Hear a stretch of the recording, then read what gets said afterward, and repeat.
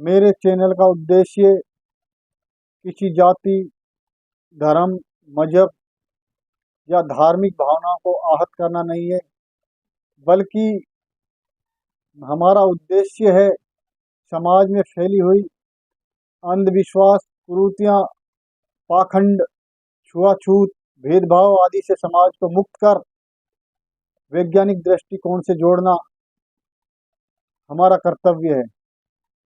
हमारा संविधान का क्लोज एच हमें इस कर्तव्य की पालना करने की आज्ञा देता है।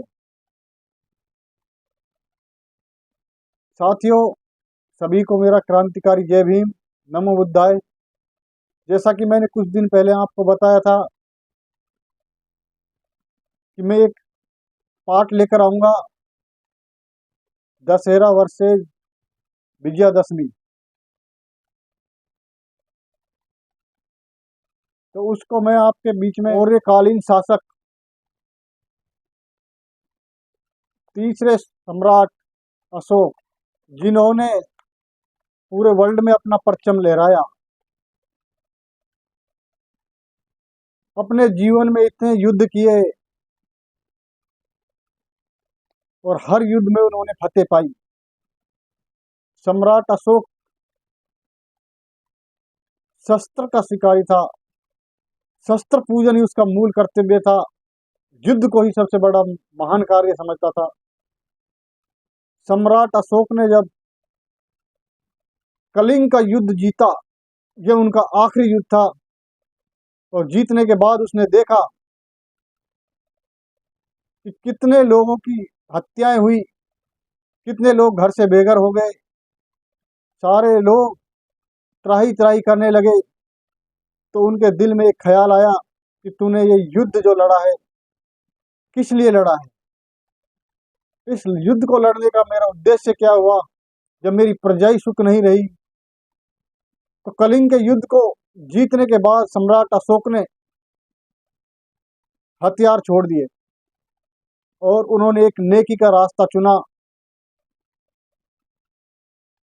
वो नेकी का रास्ता बौद्ध धर्म को स्वीकार किया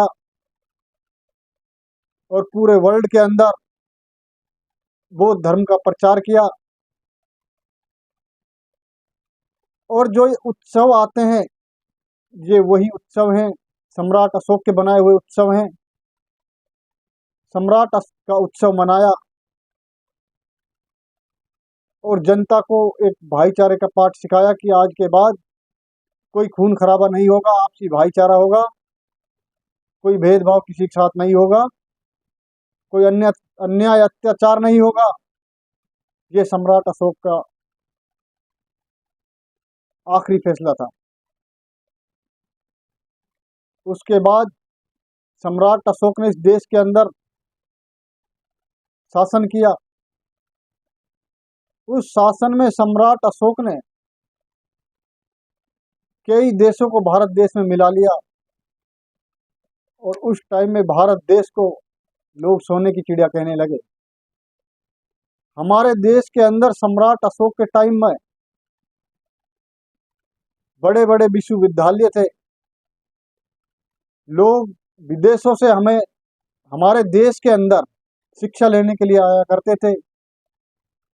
ऐसा जो शासन था सम्राट अशोक का, वो इस देश के अंदर चला। साथियों, मेरा उद्देश्य ये था कि जो ये दशहरा का त्यौहार मनाया जाता है, ये त्यौहार क्यों मनाया जाता है? हमारा जो पर्व है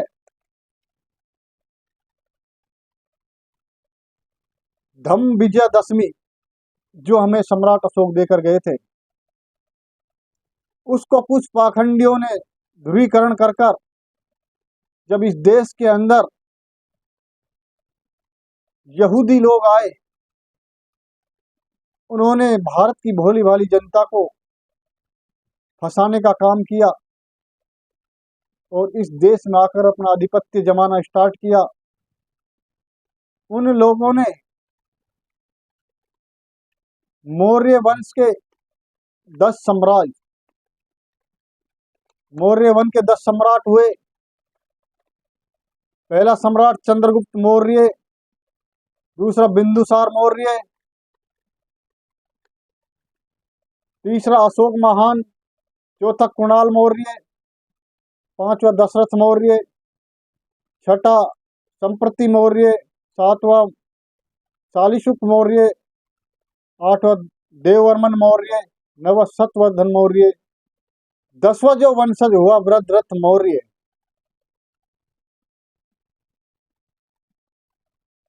दसवां जो वंशज वृद्धरथ मौर्य हुआ, उसका धोखे से कत्ल किया,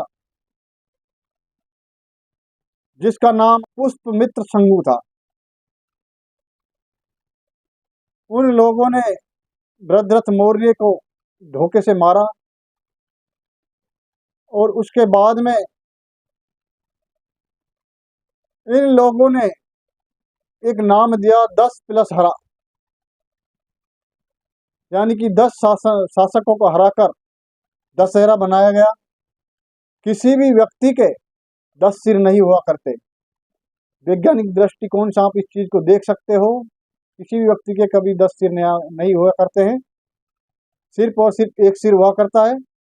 ये इन लोगों ने, चतुर चालाक लोगों ने, हमारे साम्राज्य के राजाओं का पतन करने के लिए विजयादशमी को दशहरे के रूप में मनाना स्टार्ट किया और हर वर्ष उन्हीं 10 राजाओं को ये रावण की एवज में जलाते हैं। ये हमें जानना होगा। साथियों, इसीलिए मैं आपको ये बताना चाह रहा हूँ कि हमारा जो पर्व है, अशोक विजयदशमी हम कह सकते हैं। जो दशहरा पर्व है, रावण को इन लोगों ने सिर्फ एक पात्र बनाया। रावण मूल निवासी राजा था, अन्यायी, अत्याचारी, दुराचारी रावण नहीं था। रावण बहुत बड़ा विद्वान था और इन लोगों ने हमें उल्टी चीजें बताकर कि इन्होंने राम की सीता को हरण किया, इसलिए राम ने लंका पर चढ़ाई की और रावण को मार दिया। इस खुशी में हम हर बार रावण को जलाते हैं। ये कतई सही नहीं है, ये बिल्कुल गलत है। ये हमें जानना होगा।